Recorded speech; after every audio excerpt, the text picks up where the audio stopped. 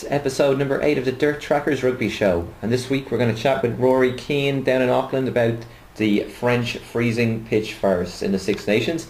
We're also going to chat a little bit about the Super 15 rugby, and I've got a bit of an interview with John Muldoon ahead of Connacht's game against the Warriors this weekend. Let's get started by going over to Rory Keane.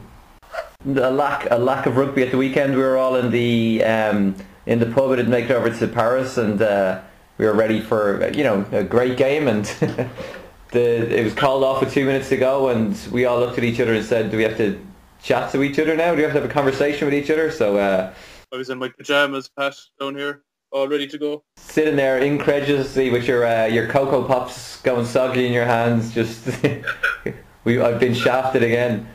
The funniest thing was I was watching it on ESPN Australia were showing it, and it was like Matt Burke and Phil Kearns and Greg Martin and all these guys in the studio. You talk about a farce, like the guys in the studio here in ESPN, they didn't have a clue what was going on up until the end. They had no clue. They were looking at Twitter feeds in the studio and everything. It was crazy, the whole thing. Like.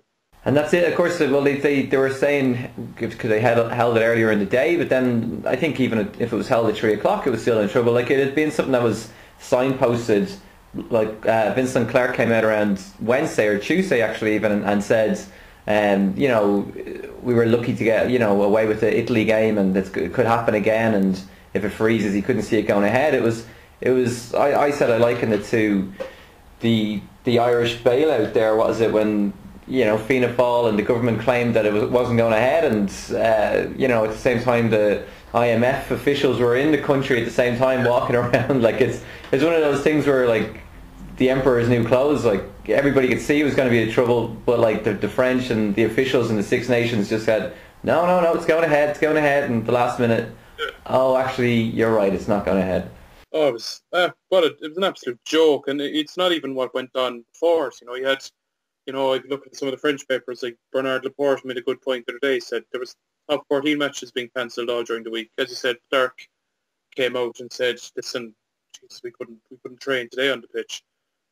Just their attitude during the game, in the immediate aftermath, post-match press conference, some of the quotes coming out from them, and since it's been an absolute disgrace. Hasn't done French rugby any favours. You had kind of like I felt really sorry for was that girl Christine Connolly, the communications officer for the Six Nations. She was wheeled out in front of 80,000 people, basically just given a mic and told to just tell people the match was off.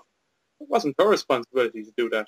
And like they wheeled out a press conference back with the RB, a press release from the RB saying, "God, it's rubbish." Like they said that the stadium, it's a modern stadium. They never shut up about how great it is, and doesn't have underside heating. Apparently the reason for that is because it was built on a rubbish dump, and there's a thing about methane gas under the soil and it's dangerous, but there was enough hot air in the stadium from all those French people anyway. But some of the stuff from like the president of the French Rugby Federation, Philippe Camus, what did he say and then you had this obscene thing then in the post-match press conference where the press weren't allowed to ask them any questions, and they read from a statement. And then you had Camus, the president of the federation, pointing the blame at Dave Pearson, saying, "Oh, we wanted the game to go ahead." And then he made this arrogant statement about the Italy-England game going ahead, and saying that, kind of said the French translation of it was he basically said, "Oh yeah, that game went ahead, and ironically, it was a French referee," as to say, "Oh yeah, sure, it's not our fault." The passing of the buck that's gone on, and the RB have just been doing my head in the last 2 weeks. They just, come out and back the bigger union about everything. They don't ever seem to be any sort. It's going all the way back to the World Cup again with them and any sort of integrity. They just seem to come out and they'll back the referee or back the union in question straight away, not having any sort of, what's the word, kind of looking at it with any sort of intelligence, actually going, who's in trouble for this, and maybe passing the buck between each other. We're yet to actually hear an apology to the Irish fans from either the Six Nations or the Union. They said it was regrettable in a hastily arranged conference in Dublin. And the only thing we think of is that legal thing. If they say sorry, then they're maybe being sued by people for, being out of pocket or something. But the whole thing is a disgrace. And then you had the French going, they wanted to play the game next season, and then they threw the toys out of the pram with the Six Nations because, the game has to be played on a Sunday now because there's a top 14 schedule, and it's just It's ridiculous, Pat. The whole thing, it really sticks in the craw now the way they've acted, like ruling over that farce in the stadium, and then you had another thing at the Six Nations Committee saying during the week they were delighted that fans were being offered a refund. That's their basic right. Saying as if, oh, you're, and the girl come out then, the girl Christine Conley come out telling the fans broadcasting the game, oh yeah, your tickets will be valid for the next match. Oh, thanks very much after spending €1,000 to come over on a plane and do all this and saying, oh, your tickets will be valid. I mean, I don't know what planet they're living on. And then another funny story is that it's a thing that's snuck under the radar. Tickets, if you want to get a Ryanair flight over the weekend of the rescheduled match, they've doubled their price of a flight of a return. And I mean, so that's another thing, Michael. Supply and demand again, but it's just ridiculous. Like, yeah, we had an Irish press conference at Carton House yesterday, and Mick Kearney and Declan Kidney were there, and we'll just have a quick listen to what Declan Kidney had to say about the situation and just how he feels for many of these supporters, French and Irish, and how they're going to hopefully get reimbursed, at least for the tickets. So we'll just have a listen to that now. From our point of view, it's our job to get on with it, right? But from a supporter's point of view, I'm really disappointed, they've already forked out to go over on a Saturday night, which that was never going to be a day trip at a 9 o'clock kickoff.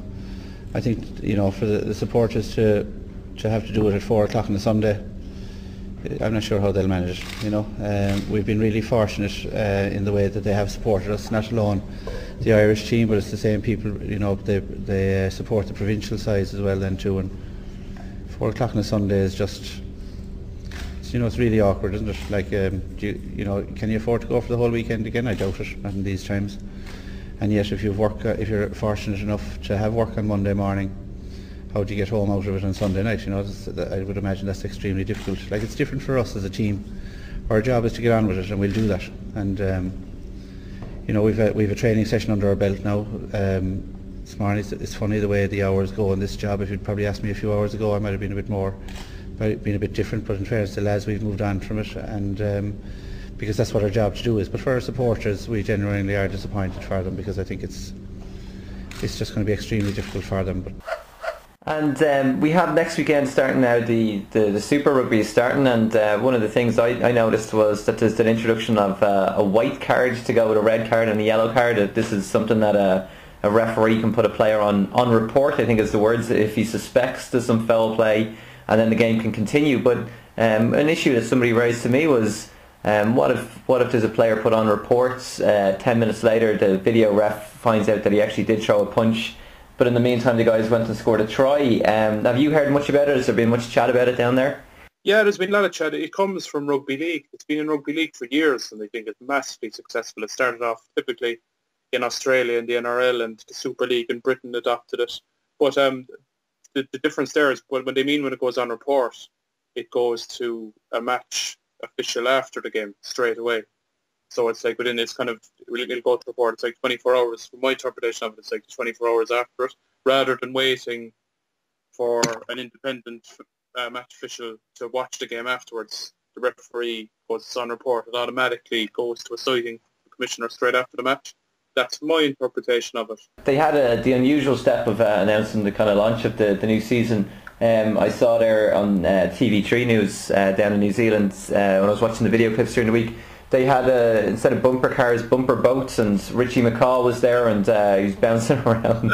It was very surreal, the whole thing. It was like a day at fair. It was like a day at Salthill in Galway or something. They're all going around in these little paddle boats bumping into each other. We got a chance just to have a little quick listen to what Richie McCaw had to say just with the start of the season. He's looking forward to it now, so just have a quick listen to that now as well. Yeah, good. I think you did right. That buzz around the place about rugby is pretty cool, and going into the Super Rugby season, obviously you have to put last year's sort of hype and all that behind you somewhat, but to know that everyone still is looking forward to the season, and as players, you're looking forward to getting into it again. I think it's great. So yeah, hopefully the next few weeks or the Super Rugby is what everyone wants.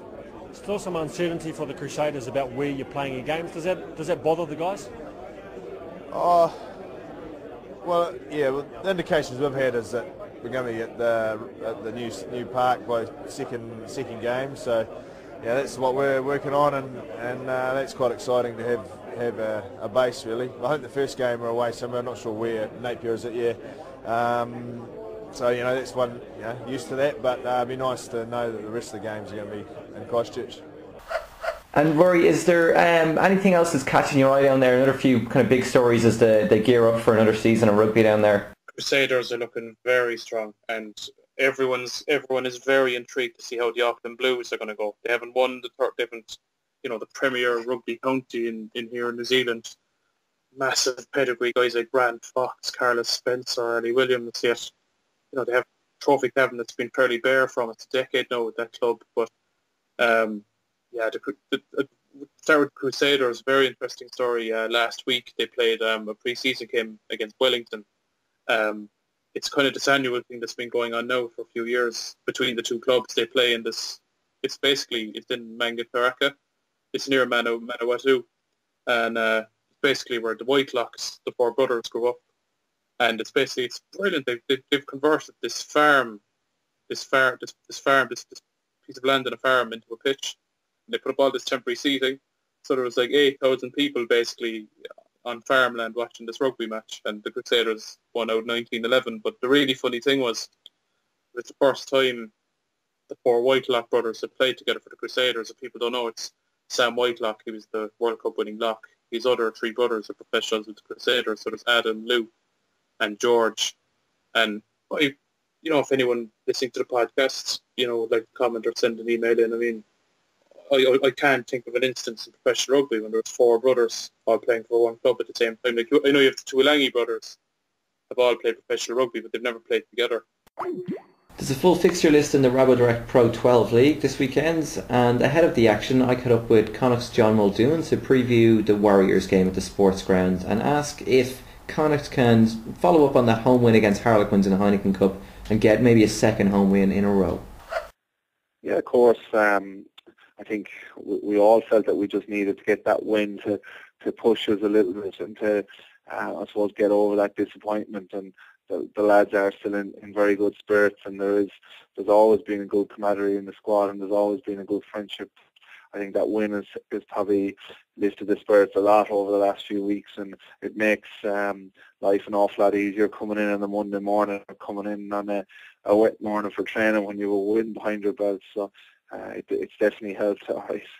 Your last cap with the senior Irish squad was down in New Zealand, and I suppose just looking forward to this due, and there's another tour coming. Is it something that you'd love to be involved with again? Like you're still hoping to get the promotion to the senior side?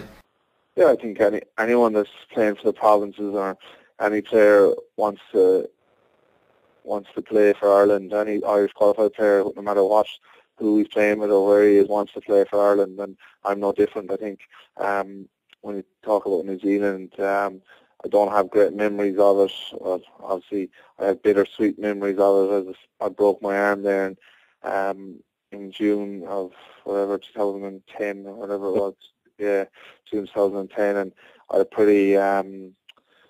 pretty poor season in my regard. I had a lot of injuries last year, was breaking my arm twice, a groin and a hernia op. So last year was pretty much a write-off for me, but thankfully I was coming back towards the end of last season, and I hit the ground running when pre-season started. So I've got a good pre-season behind me, and to be honest, I've loved every minute of the season so far. I have played a lot of game time, but I'd much prefer to have a lot of game time under my belt as opposed to what I was doing last year. So, which was basically standing in the stand looking at the lads. So, no, I've enjoyed it, and as I said, I'm no different to anyone else. I'd love to play for Ireland again, and I'd certainly love to go back to New Zealand this summer and prove a point, because it was very frustrating to come off so early in the game with a broken arm.